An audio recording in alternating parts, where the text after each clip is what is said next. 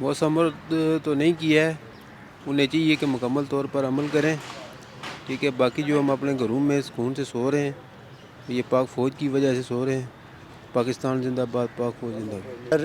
جو منافق بندہ ہوتا ہے نا، وہ ہمیشہ اپنے آپ کو جو ہے نا حق اور سچ پہ بیان کرتا ہے، لیکن یہ دیکھا جائے نا اس ٹائم بھارت افغانستان کو استعمال کر رہا ہے، اور افغانی جس کی پاکستان نے تقریباً کوئی 20-25 سال اتنی جو ہے ان پہ شفقت کی، محبت کی، انہوں نے اس کا جو ہے نا ناجائز فائدہ دیا۔ ابھی وہ بھارت کو پورا سپورٹ کر رہا ہے، چاہے وہ کسی بھی شعبے میں آپ دیکھیں گے نا، پاکستان میں دہشت گردی اگر ہو رہی ہے تو وہ افغانستان کی وجہ سے۔ نہیں، یہ تو آزادانہ تو نہیں ہو سکتی۔ یہ دیکھیں پیچھے ان کو فنڈنگ ہو رہی ہے، انڈیا ان کو سپورٹ کر رہا ہے، لیکن ہم پھر بھی اپنی فوج کے ساتھ کھڑے ہیں، شانہ بشانہ کھڑے ہیں۔ ظاہر ہے وہ ہمارے ساتھ بارڈروں پہ کھڑے ہیں، ہمارے ملک کے لیے کھڑے ہیں، ہماری حفاظت کے لیے کر رہے ہیں، تو ہم اپنی فوج کے ساتھ کھڑے ہیں۔ باقی ٹی ٹی پی جو ہے یہ آپ کو پتہ ہے یہ فنڈنگ کا ہو رہی ہے، انڈیا کی ہو رہی ہے۔ سب سے بڑا خطرہ یہ ہے کہ وہ دوگلے پان ہے، اور وہ دوگلے پان ہے، اور وہ ایک طرف کہتے ہیں کہ ہم پاکستان کے ساتھ ہیں، اور دوسری طرف وہ انڈیا سے پیسے لے کے پاکستان میں دہشت گردی کرتی ہیں، جو کہ پر ہمارے پاک فوج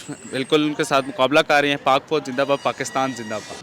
اصل میں یہ منافقت ہوتی ہے۔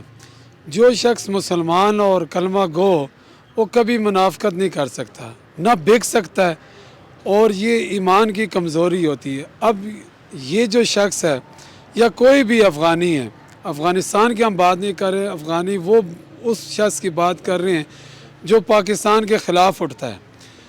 یہ اگر ادھر سے کہتے ہیں ہم پاکستان کے ساتھ ہیں، اور وہاں سے انڈیا سے پیسے لے کے تو یہاں پہ دہشت گردی کر دیتے ہیں، اب اپنے ساتھ کے مسلمان کا قتل کر رہا ہے، یہ اسلام میں ناجائز ہے۔ ہمیں یہ چاہیے کہ اگر ہم پاکستانی قوم ہیں تو یہ ہم پاک فوج کے ساتھ ہیں، ساری ہمارے پاکستانی قوم جو ہے وہ پاک فوج کے ساتھ ہے، اور جب بھی پاک فوج نے کوئی بھی ایسا قدم اٹھایا ہم ان کے ساتھ ہیں۔